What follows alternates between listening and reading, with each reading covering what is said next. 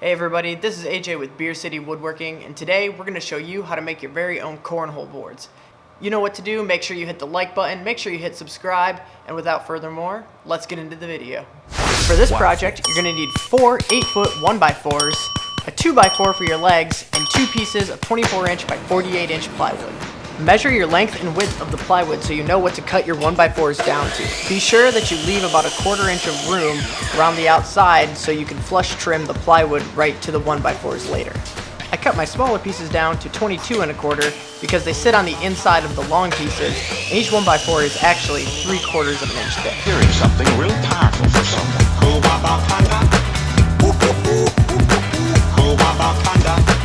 And now listen to this.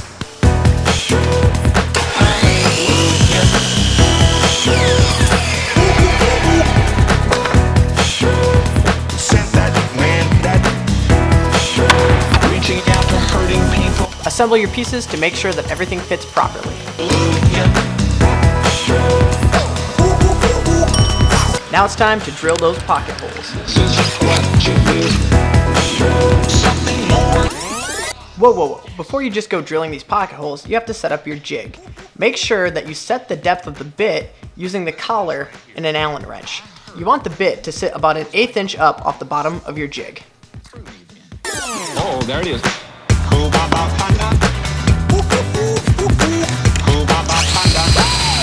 Get up right now.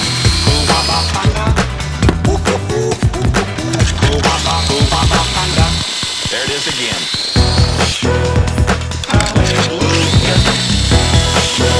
Make sure that you're keeping track of which side you're drilling the pocket holes on.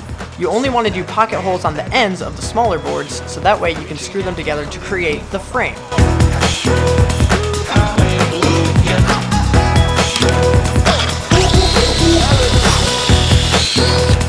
This is what you do. Something more than it was. I like that, don't you?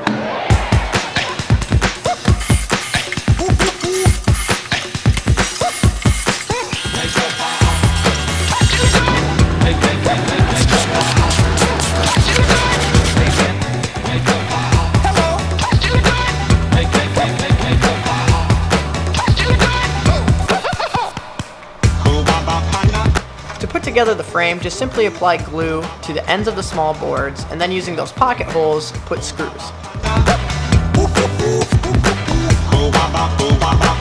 There it is again, so strong.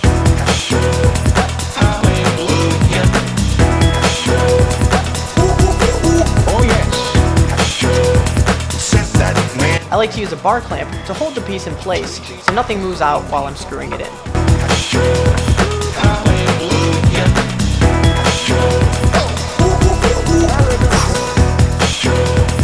This is what you do. Something more than it was.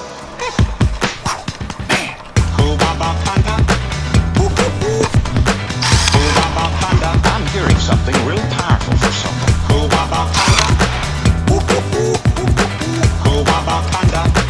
And now listen to this.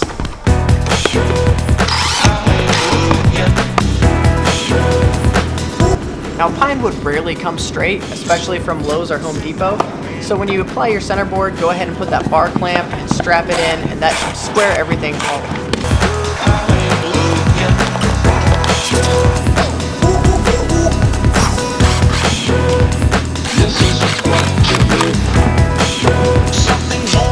Now it's time to attach the frame to the plywood.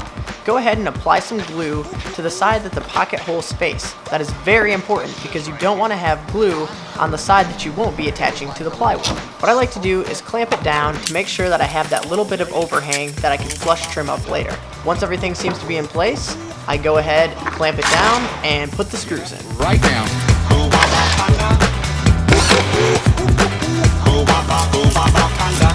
There it is again.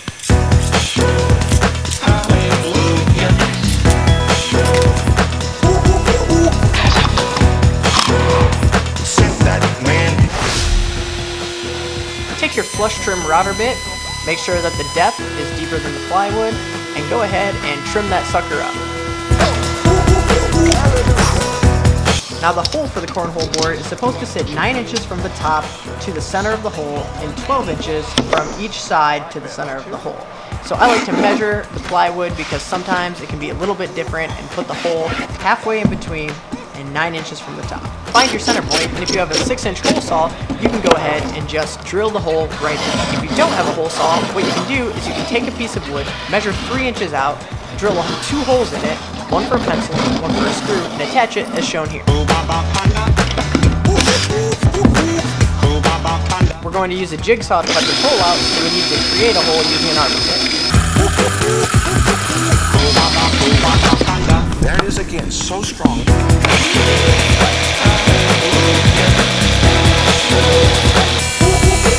Oh yes. Set that man, that reaching out and hurting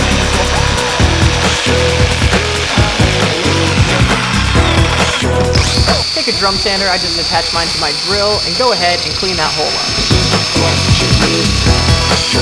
something more than it was. To create your legs, take your 2x4s that you cut down to 15 inches. I used a coffee cup to round over one end. Powerful for someone. And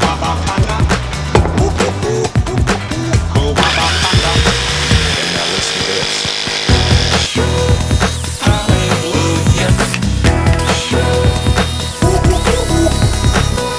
I then took that tracing over the jigsaw, rough cut it out, then I took it over to my disc sander and I smoothed it out.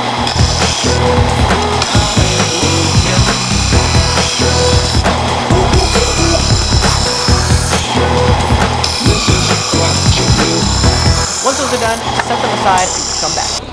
Now we measure the hole to drill in the base for the legs. Listen to this right here.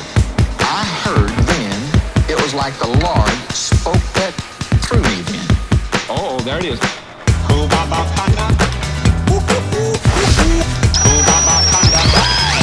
Get up right now.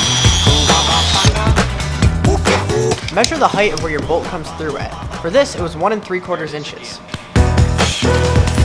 Now this is very important. If you want your legs to fold in and out easily, you want to make sure that you measure from the top and from the side the height that the bolt sits off the base. For this, it was 1 3/4, so I measured 1 3/4 from the top and from the side and marked where to drill my hole. This is what you do. Something more than it was. I like that, don't you? Attach the legs and they should open and close easily.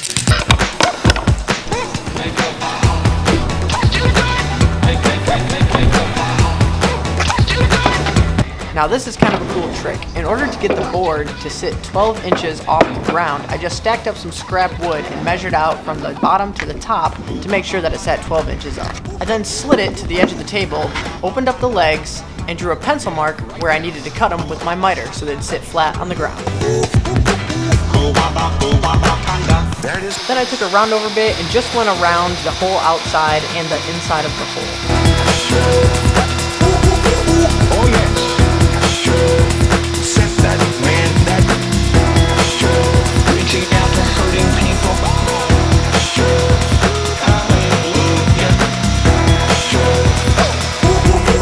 As always, give it a good sand down. You don't need to do anything too crazy with this, just because it is for the outdoor use. I just use 110 sandpaper to smooth it up. I'm hearing something real powerful for someone.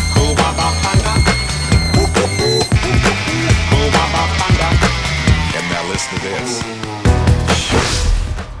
And that's it, everyone. Thank you so much for watching this video. Please, if you enjoyed it, give it a thumbs up. Subscribe to the channel. We're going to have more DIY woodworking content coming for you, and we will see you next time. People.